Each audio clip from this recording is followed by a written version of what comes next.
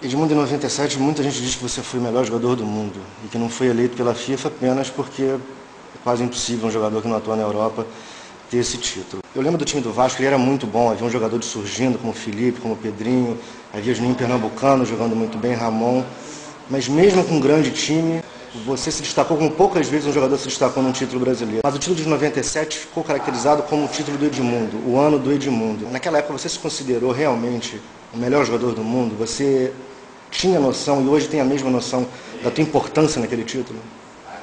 Não. Nós tivemos uma harmonia, uma alegria. Foi um momento de afirmação do Juninho, do Ramon, o surgimento do Felipe, o surgimento do Nasa e do Divan. Era assim, meio que a última chance do Avair, do Valber, do Mauro Galvão. Então, assim, era um contexto e eu estava no ápice da minha forma física e tecnicamente deu tudo certo. Foi tão bacana, assim, que no final terminou da maneira mais bacana do mundo, que eu acho. Assim. Nós ganhamos todos os prêmios, goleiro menos vazado, ataque mais positivo, artilheiro do campeonato, campeão. Então, e no final, o que a gente fez? A gente pegou esse dinheiro todo e compramos 12 carros populares e distribuímos lá, sorteamento dos funcionários, porque quem vai ao campo é quem mais ganha, né? Às vezes o torcedor acha que ele que ganhou, mas quem mais ganha são os jogadores, que ganha financeiramente, profissionalmente, fica feliz, pode ir a tudo quanto é lugar que é bem recebido, no geral, mas por trás da gente tem uma turma que trabalha 10 vezes mais que a gente e que não tem remuneração nenhuma. Foi uma maneira que a gente achou de fazer com que eles ganhassem também. Então, assim, isso para mim assim, foi fundamental. Eu jamais vou esquecer todo aquele período, até porque eu vinha de um período ruim no Flamengo, sofri um acidente.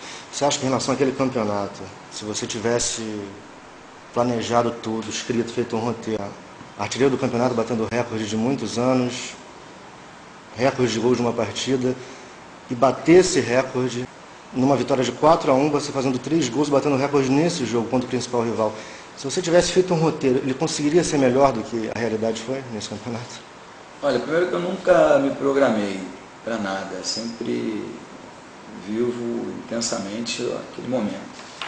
Lógico que, amanhã eu sei que eu vou fazer amanhã, aniversário do meu filho, vai ter uma festa. E naquele jogo que eu fiz os 6 gols, foi um jogo que eu, quando estava 2-0, que eu tinha feito os 2 gols, eu pedi para sair. Porque eu não é que eu não estava bem, não é isso. Não estava à vontade dentro da partida. E aí foi o Luizinho que falou, tá maluco, cara? Você pode chegar perto dos artilheiros e tudo. E eu continuei no jogo e depois, quando eu fiz o 4º gol, eu pedi de novo pro Lopes para sair. Só que, a figura do treinador tirar o cara que fez 4 gols não pega bem, né? Foi tão bacana, assim, até mudando um pouco, foi tão bacana a nossa relação, que ele era delegado, né? Tudo certinho, tudo, e cumprimento dos horários, aquela coisa. E só queria treino de manhã, para evitar que os mais jovens saíssem para a noite, tudo. E aí, um belo dia eu cheguei atrasado, ele não deixava pegar a sexta, né? A gente tinha uma cesta que vinha o nosso material, ele não deixava pegar a cesta, tinha que ir lá no campo, de roupa, justificar o atraso e para depois, aí sim ele liberar para você pegar o material e aí fazer um treinamento separado, alguma coisa assim. Nós éramos líderes já do campeonato, todos os jornalistas todos lá. Não vou, cara. Não vou, que vai ser um prato cheio. Né? E aí o Isaías foi lá no campo, falou com o Lopes. Aí o Lopes veio até o vestiário, quebrando até um pouco o protocolo. Eu sou hiper a favor de que o clube vire empresa, vire realmente um negócio. Tem um presidente remunerado, enfim, ou algum cara venha e compra clube. Não é que vai vender o Vasco ou vai vender o Flamengo, não. Não é. A instituição vai continuar. Não posso admitir que o Chelsea, por exemplo, seja maior do que o Vasco. Não posso admitir. Acho que o Vasco é infinitamente maior. Tradicionalmente, número de torcedores, enfim, no geral. Mas por que lá, por que eles são maiores?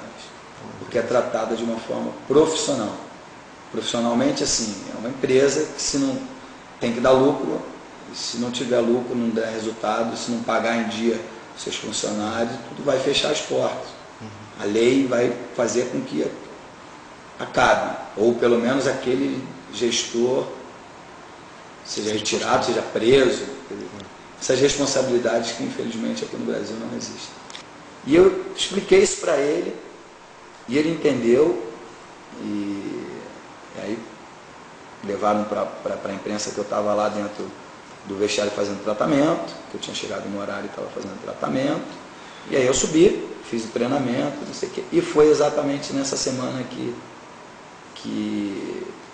eu fiz os gols contra o União São João. Então assim, aí depois disso, imagina se ele me pune, se ele não me deixa jogar, enfim. Por isso que eu digo que a punição tem que ser para o atleta e não para o clube. Ele teria punido o Vasco. Né? Então depois disso, a gente... Porque eu sempre achei que não adianta você botar treino às 7 horas da manhã para evitar que os mais jovens saiam. Eles vão sair do mesmo jeito. Porque você... aquela coisa do tempo, dinheiro e tesão. Né? Quando você não consegue ter as três coisas juntas. Eu acho que a única profissão que consegue ter isso é o jogador de futebol. O tempo ele é meio escasso, mas ele aproveita o pouco tempo que tem.